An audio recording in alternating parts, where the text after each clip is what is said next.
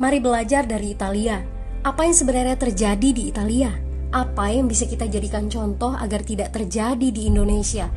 Kreatif konten ini berasal dari artikel warga Italia, dipersingkat dan dilengkapi data agar lebih mudah dipahami. Tahap 1. Kasus pertama diumumkan. Itu cuma flu. Apa pentingnya pakai masker? Orang-orang ini cuma lebay. Saya kan sehat, gak bakal ketularan. Gak usah panik lah. Tahap 2. Jumlah positif COVID-19 mulai naik signifikan. Cuma beberapa yang kena. Yang meninggal pun hanya orang-orang tua saja yang emang udah punya penyakit. Hidup seperti biasa aja lah. Pacaran, nongkrong bareng temen, jalan-jalan ke mall. Tetep lanjut. Tahap ketiga, jumlah kasus meningkat dengan cepat, berlipat ganda dalam 1 hari. Tingkat kematian pun bertambah. 7 Maret, lebih dari 5.000 kasus positif COVID-19. Zona merah diberlakukan di Italia. Wilayah yang dikarantina hampir 25% dari luas Italia. Sekolah dan universitas tutup, tapi tempat kerja, bar, dan restoran masih buka. Sementara itu, 75% wilayah lain masih menganggap enteng COVID-19. Anjuran mencuci tangan ada di mana-mana, tapi sekadar anjuran dan tak banyak yang melakukan. Tahap 4, jumlah kasus meningkat pesat. Sekolah dan universitas ditutup selama sebulan. Darurat nasional pun diberlakukan. Rumah sakit menambah kapasitas, seluruh kamar dibersihkan untuk memberi ruang bagi pasien COVID-19. Tapi tak ada cukup dokter dan perawat. Ada terlalu banyak kasus pneumonia, terlalu banyak pasien perlu ICU, tapi ruangannya sudah habis, ventilator habis. Pada titik ini seperti kondisi dalam perang. Dokter harus memilih siapa yang akan diobati berdasarkan peluang bertahan hidup.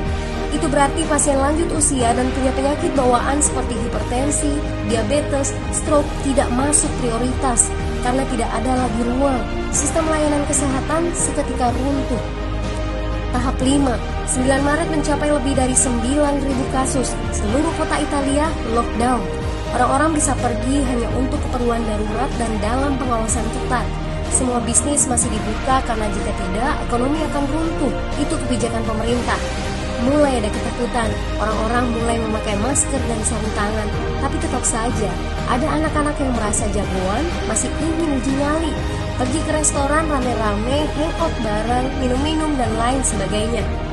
Tahap 6, 2 hari kemudian pemerintah Italia berubah pikiran.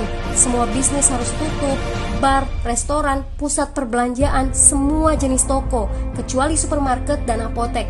Penyebabnya, karena dalam sehari yang positif bertambah lebih dari 2.000 kasus.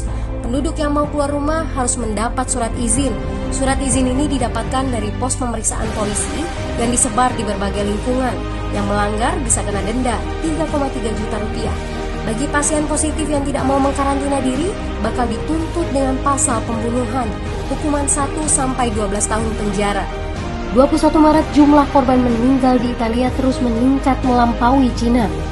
Sebagai gambaran, luas Italia itu kurang lebih 2 kali Pulau Jawa. Penduduknya lebih dari 60 juta jiwa. Lalu apa yang harus kita pelajari dari Italia? Yuk, mulai dari diri sendiri, mulai dari di rumah aja. Jaga kebersihan lalu isolasi diri dan keluarga. Tidak keluar rumah kecuali sangat penting. Ini saatnya memulai solidaritas. Yang mampu harus mulai membantu yang tidak mampu. Ini adalah bentuk usaha dan doa kita semua. Semoga badai corona ini segera berlalu. Mari memulai kekompakan dengan membagikan informasi ini. Di rumah aja, mari belajar dari Italia.